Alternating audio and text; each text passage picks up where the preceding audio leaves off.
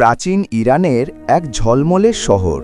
সেখানে এক রূপবতী নারী বাস করত, যার সৌন্দর্যের মোহে যুবকেরা পাগল হয়ে যেত।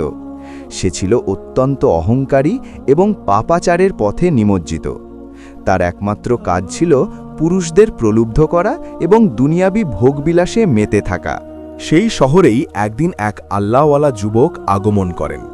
তিনি ছিলেন অত্যন্ত পরহেজগার এবং সর্বদা আল্লাহর স্মরণে মগ্ন থাকতেন। দুনিয়াবি কোনো লোভ বা মোহ তাকে স্পর্শ করতে পারত না। শহরের এক নির্জন কোণে তিনি ইবাদতের জন্য বেছে নিলেন। একদিন সেই নারী যুবকটিকে পথ দিয়ে যেতে দেখল। তার শান্ত ও নুরানি চেহারা দেখে নারীটি প্রথমবারের মতো হৃদয়ে এক অদ্ভুত টান অনুভব করল। সে তার সমস্ত রূপের জাদু নিয়ে যুবকের সামনে দাঁড়ালো এবং তাকে প্রলুব্ধ করার চেষ্টা করল। কিন্তু যুবকটি একবারের জন্যেও তার দিকে তাকালেন না। তিনি নিচু স্বরে আস্তাগফিরুল্লাহ পড়ে দ্রুত স্থান ত্যাগ করলেন। প্রত্যাখ্যাত হয়ে নারীটি তার ঘরে ফিরে আসে। সে তার দামি গয়না আর পোশাকের দিকে তাকিয়ে ঘৃণা অনুভব করে। সে প্রথমবারের মতো বুঝতে পারে এই রূপ দিয়ে আধ্যাত্মিক মানুষকে জয় করা অসম্ভব। তার প্রথম অন্যরকম এক অনুভূতি হল, যা এর আগে তার সাথে কখনো হয়নি। সে চিন্তা করতে লাগল। ফিরে সেই নারী এক অস্থিরতায় ভোগে। সে তার দামি রেশমি কাপড় ছিঁড়ে ফেলে এবং আয়নার সামনে দাঁড়িয়ে নিজের রূপকে ধিক্কার দেয়। সে বুঝতে পারে তার এই বাহ্যিক সৌন্দর্য দিয়ে সে সারা পৃথিবীকে জয় করতে পারলেও ওই আল্লাহর অলি যুবকের মন জয় করতে পারেনি। সে সারা রাত ঘুমাতে পারে না। কেবল যুবকের সেই গম্ভীর কণ্ঠের আস্তাগফিরুল্লাহ তার কানে বাজতে থাকে।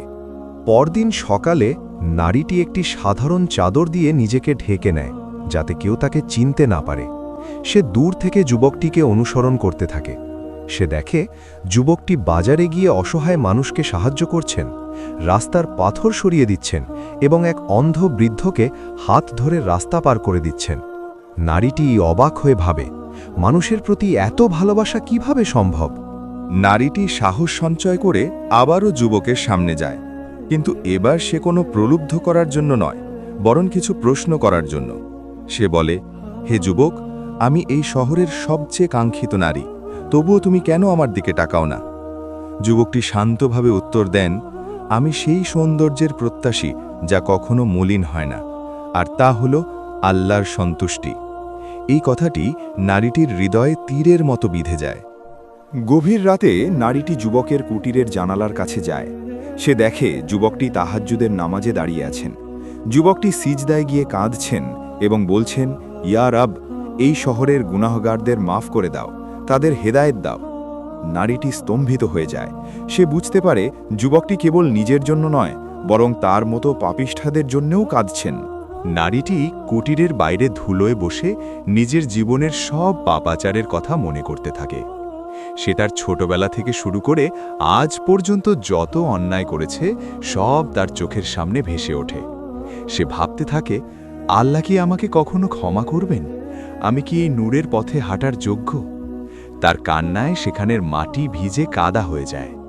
যখন ফজরের আজান শোনা যায়, যুবকটি ঘর থেকে বের হয়ে নারীটিকে দরজার সামনে দেখতে পান।